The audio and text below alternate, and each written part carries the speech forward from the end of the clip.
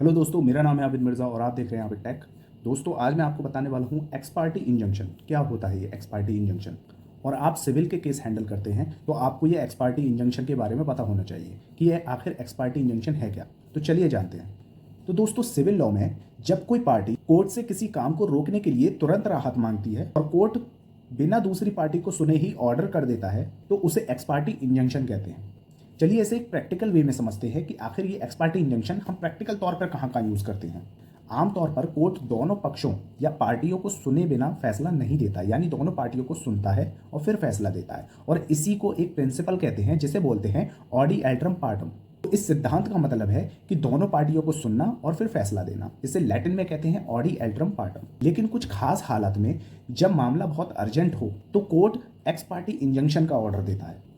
तो ये x party injunction कब दिया जाता है? नंबर 1, ऑर्डर 39 रूल 1-2 के तहत दिया गया एक्स पार्टी इंजंक्शन, यानी कि मामला बहुत अर्जेंट है और उस प्रॉपर्टी पर अगर तुरंत स्टे या इंजंक्शन नहीं दिया गया तो दूसरी पार्टी को बहुत ही भारी नुकसान हो सकता है।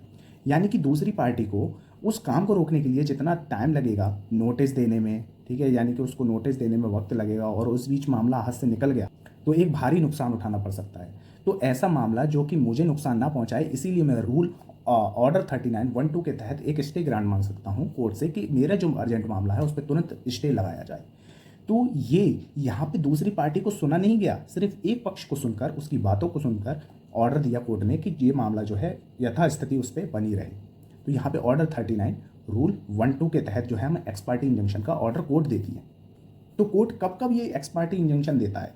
तो दोस्तों, इसके लिए 3 रूल बहुत ज़रूरी हैं, 3 चीज़ें कोर्ट जरूर देखती है कि ये एक्स पार्टी ऑर्डर इंजंक्शन जो है वो देना है कि नहीं देना है। तो नंबर 1 है प्राइमा फेसाई।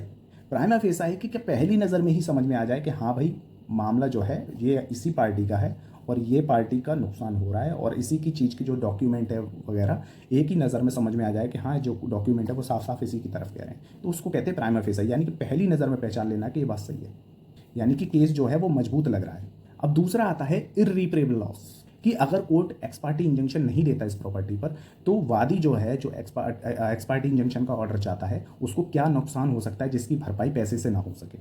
तो कभी कभी ऐसी स्थिति भी बन जाती है जहां पैसे से कंपनसेशन नहीं किया जा सकता उसका, तो वहां पर कोर्ट जो है इर्रिपरेबल लॉस वाली कंडीशन भी देखता है। नंबर 3 जो है वो आता है हमारा बैलेंस ऑफ कन्वीनियंस, यानी कि स्टे देने से फायदा ज़्यादा होगा या नुकसान दूसरी पार्टी को भी हो सकता है। तो ये बैलेंस ऑफ कन्वीनियंस का भी एक तो ये बैलेंस ऑफ कन्वीनियंस का भी एक जो पॉइंट है वो देखा जाता है। तो यहाँ पे 3 चीज़ें जो है एक्स पार्टी इंजंक्शन में जरूर देखी जाती है। तो पहला प्राइमा फेसाई, दूसरा इर्रिपरेबल लॉस और तीसरा balance of convenience. I hope आपको तीनों समझ में आ गए होंगे। चलिए आगे बढ़ते हैं। अब दोस्तों एक्स पार्टी इंजंक्शन मिल जाने के बाद कोर्ट जब एक्स पार्टी इंजंक्शन दे देती है, ऑर्डर दे देती है, तो उसके तुरंत बाद वादी, जिसे एक्स पार्टी इंजंक्शन जिसके फेवर में हुआ है, तो उसको दूसरी पार्टी को तुरंत जो है वो सारे जितने भी कागज़ उनने लगाए हैं वो दूसरी पार्टी को देने पड़ते हैं, जैसे कि प्लेंट हो गया, एफिडेविट हो गया या वगैरह वगैरह, जो भी चीज़ें उसके साथ लगाई गई हैं वो दूसरी पार्टी को उपलब्ध करानी पड़ेंगी। और उसी के साथ एक कंप्लायंस एफिडेविट फाइल करना होता है कोर्ट में कि मैंने जो है पेपर सारे दूसरे पार्टी को दे दिए हैं, इस तरीके से मैंने जो है कोर्ट की कंप्लायंस करी है, यानी कि उसका अनुपालन किया है।